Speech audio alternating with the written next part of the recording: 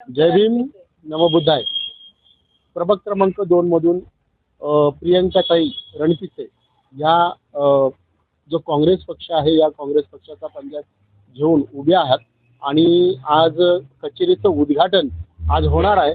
काय सांगताल आज ताई तुम्ही जो काँग्रेस पक्ष आहे या काँग्रेस पक्षाकडनं निवडणूक लढवत आहात, काय सांगताल? नक्कीच सर्वात प्रथम मी हे म्हणेल की काँग्रेस पक्ष का तर आपण बघितलेलं आहे की गेल्या 150 वर्षांपासून हा पक्ष इथे कार्यरत आहे. आपण जेवढेही मूलभूत सुविधा असेल ते तुम्ही IIT IIM बघा किंवा कुठल्याही इंडस्ट्रीज बघा, भेल असेल किंवा कुठलेही इस्रो इथपर्यंत हे सगळं काँग्रेस पक्षानेच दिलेलं आहे. आणि आज जी आपण अवस्था बघत आहोत देशाचीच नाही, आमच्या प्रभागामध्ये पण जर बघितलं तर लोक 10-10 15-15 वर्ष हे इथं नगरसेवक म्हणून कार्यरत आहे, परंतु जे मूलभूत गरजा आहेत लोकांच्या त्या अजूनही तिथे पुरवल्या गेलेल्या नाही आहेत. ज्या योजना आहेत काँग्रेस पक्षाच्या काळामधल्या त्याच योजना लागू आहेत. त्यांची नावं बदलल्याने काय फरक पडतो?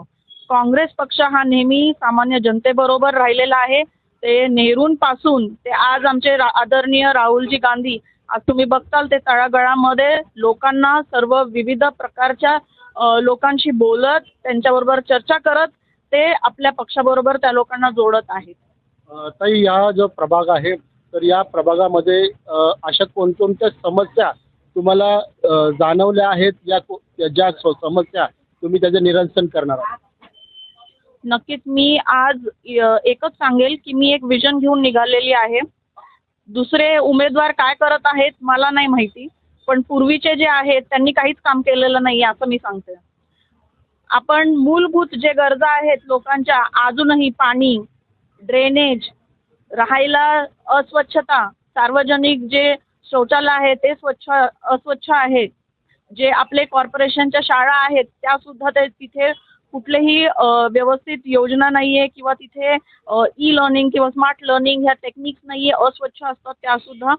आपल्या इथे प्लेग्राऊंड नाही आहे मुलांसाठी, लहान मुलांसाठी. जर आपण म्हणलं की पुढे जाऊन मुलांनी क्रिकेटमध्ये काहीतरी भवितव्य बनवावं, विकास त्याच्यामध्ये करावा, टेनिसमध्ये, तर इथे कुठेही प्लेग्राऊंड नाही आहे, अशा काही सुविधा केलेल्या नाही आहे. हॉस्पिटलसुद्धा नाही आहे. आज आपला प्रभाग एवढा मोठा आहे तिथे एकसुद्धा हॉस्पिटल नाही आहे की जिथे आपण सगळ्या व्यवस्थित जर टेक्नॉलॉजी आणून दिली तिथे जे वेगळे इन्स्ट्रुमेंट्स आहेत ते प्रोव्हाइड करून इथं जर आपण छान जर हॉस्पिटल बनवलं तर आपण कमी दरामध्ये किंवा निशुल्क अशा सुविधासुद्धा आपण लोकांपर्यंत उपलब्ध करू शकता. आपल्या कॉर्पोरेशनमधील जेवढे विविध योजना आहेत त्यासुद्धा लोकांपर्यंत पोचत नाही आहेत. साधं त्यांना राशन कार्ड, आधार कार्ड बरोबर लिंक करायचं असेल तर तेही त्यांना वनोवन फिरावं लागत आहे. मग कुठे गेला तुमचा नगरसेवक?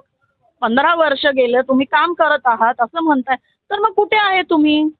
आज ड्रेनेजचा वास येत आहे, रस्ते तसेच आहे, खड्डे पडलेले आहे, पार्किंगचा प्रॉब्लेम, ट्रॅफिकचा प्रॉब्लेम, पाऊस पडला की पाणी घरामध्ये शिरतं लोकांच्या. मग काय केलं मला विचारायचा हा प्रश्न आहे. आणि मी जनतेला पण तेच विचारणार आहे की तुम्ही काय यांना निवडून दिलं, काय काम केलं आहे? मी विजन घेऊन निघालेली आहे. मी माझ्या प्रभागामध्ये एक स्मार्ट प्रभाग म्हणून बनवणार आहे.